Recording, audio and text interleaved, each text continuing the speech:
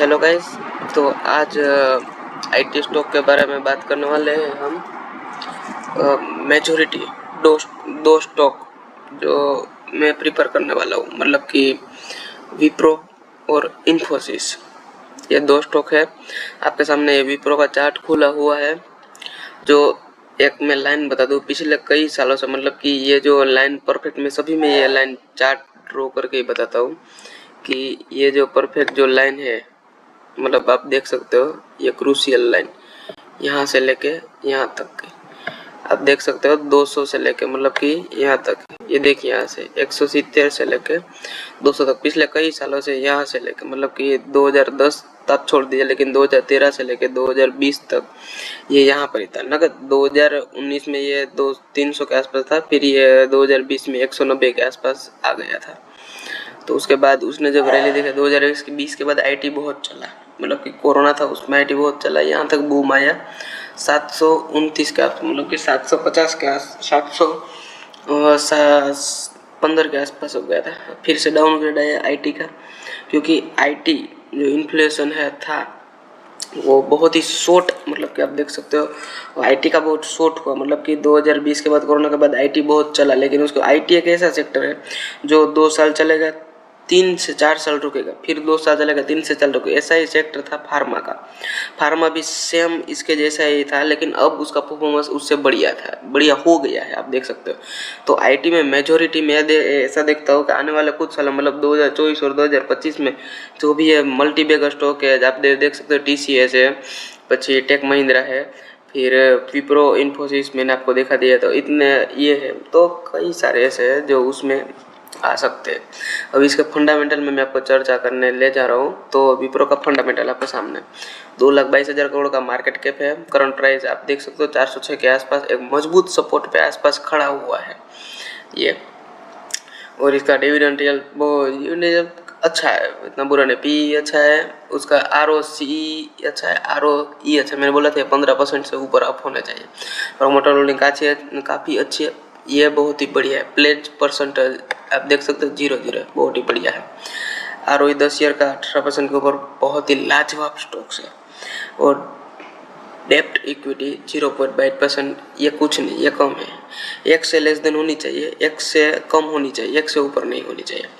मैंने क्या बोला था, ये जो इसका रेंज था आप देख सकते हो, ये मेरे पास 200 ईएमआई, जो ईएमआई है वो 200 के आसपास है। वहाँ पे मार्केट ने एक बार नहीं 2-3 बार यहाँ पे टक्कर दी थी। एक दी थी यहाँ पे 2023 में ही दी थी, जुलाई में दी थी, फिर से अगस्त में दी थी, फिर यहाँ पर अगस्त में एक बार सपोर्ट लिया था, उसके बाद ऊपर के फिर यहाँ पर नीचे है। मतलब सपोर्ट लेने आया है, सपोर्ट के बाद फिर से ऊपर जाने के चांसेस बहुत ज़्यादा है। आप देख बहुत, मैं बोला बहुत ज़्यादा है आपके यहाँ पर जो सपोर्ट है, क्योंकि ये 200 ईएमआई पे ही मैं दिखा रहा हूँ आपको। देखिए आप 200 ईएमआई पे 1 ईयर पे, और सॉरी 3 ईयर पे, उसके आसपास यहाँ से ऊपर सपोर्ट लिया। तो आने वाले कुछ सालों में ये भी देखने को मिलेगा। मैंने देखा HCLT, मैंने बोला था LTM Tech Mahindra, LNT technology, profit तो बहुत बढ़िया हुआ है। यहाँ से 2020 से 3,000 से यहाँ तक पहुँची, बीच में ये कुछ भी नहीं है। प्रॉफिटेबल टैक्स ये भी बहुत बढ़िया है। नेट प्रॉफिट ये भी अच्छा हुआ है।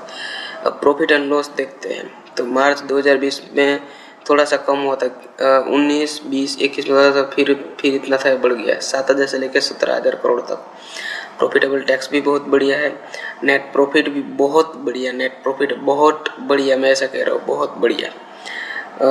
बैलेंस शीट कमाल का है, 43,000 से लेके 1,16,000 तक।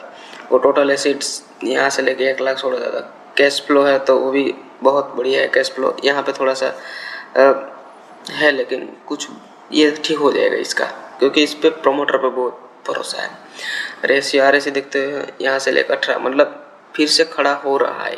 देखिए ये बढ़ते रहना चाहिए, 20 से ऊपर रहना चाहिए। शेयर होल्डिंग पैटर्न 74% है। यहाँ पे स्टेक बेचा हुआ था अभी हाल ही में, लेकिन अभी है। FII है, DII वो भी सही है, पब्लिक और अदर रिटेल वो भी सही है। यह स्टॉक क्योंकि ये स्टॉक में मुझे कमी नहीं है, लेकिन ये स्टॉक किसके कारण गिरा है, तो कि आईटी सेक्टर पूरा दबाव में था, उसके कारण यह स्टॉक गिरा है। बाकी ये स्टॉक बहुत ही बढ़िया, आप देख सकते हो इसके फंडामेंटल काफ़ी स्ट्रॉन्ग है, तो इस पर आपको लेने का विचार करना चाहिए। अब आते हैं इन्फोसिस में। अब इन्फोसिस की बात करते हैं तो इन्फोसिस का फंडामेंटल में 5 लाख करोड़, ये विप्रो से ज़्यादा है। विप्रो 2 लाख करोड़ के आसपास, ये 5 lakh crore. P stock book value भी बराबर है, करंट प्राइस तो आपने देख लिया। ROE वो 26%, उससे भी बहुत बढ़िया। प्रमोटर होल्डिंग तो ये 14.9% है। मैं आपको देखा डेप्ट इक्विटी उससे भी कम है, ये उससे दुगना था वो विप्रो वाला था, ये भी बहुत बढ़िया है। 3 साल के लिए उसके जैसे सेम स्ट्रक्चर आप देख सकते हो, और आप देख लेना वीडियो जाके। नेट ऑपरेटिंग प्रॉफिट मार्जिन 6000 से लेकर 9000 तक, ये भी बहुत बढ़िया। प्रॉफिटेबल टैक्स, नेट प्रॉफिट भी बहुत बढ़िया है। ऑपरेटिंग जो प्रॉफिट है वो 10,000 से लेकर आप देख सकते हो से लेके यहाँ तक भी हुआ है 36,000 के आसपास। और आप देख सकते हो जो 11,000 से लेके 34,000 तक, ये भी बहुत बढ़िया। नेट प्रॉफिट है 8,000 से लेकर 24,000 तक।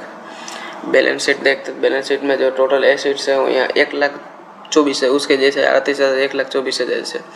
कैश फ्लो भी बहुत ही बढ़िया कैश फ्लो है, देख सकते हो। ये एवरेज ये बढ़िया 41 से लेकर 40 के आसपास, ये एवरेज बढ़िया है। तो ये एवरेज पकड़ ले विप्रो, तो विप्रो भी इसके जैसा ही ऊपर जाने के लिए।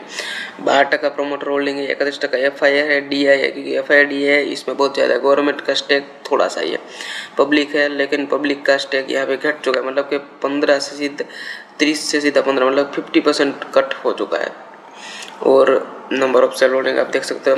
तो दोनों ही शेयर में मैंने लेने की सलाह दी है। दोनों ही शेयर में से आपको कौन सा अच्छा लगा, मैंने दोनों के फंडामेंटल बता दिए, दोनों के राइट्स भी है, क्या क्या है बता दिया है। प्रॉफिट, लॉस, डेप्ट इक्विटी, ROE बता दिया, और मार्केट कैप भी दोनों का बता दिया। अब आपको कौन से AI स्टॉक लेने हैं फ्यूचर में कि होल्ड करके रखना है, इसको भी मैंने जो अगला वीडियो बनाया था, जो होल्ड करके रखने का टाटा मोटर का मैं बनाया था मैंने EV से लेके, ये भी ऐसा ही है, होल्ड करके रखना है।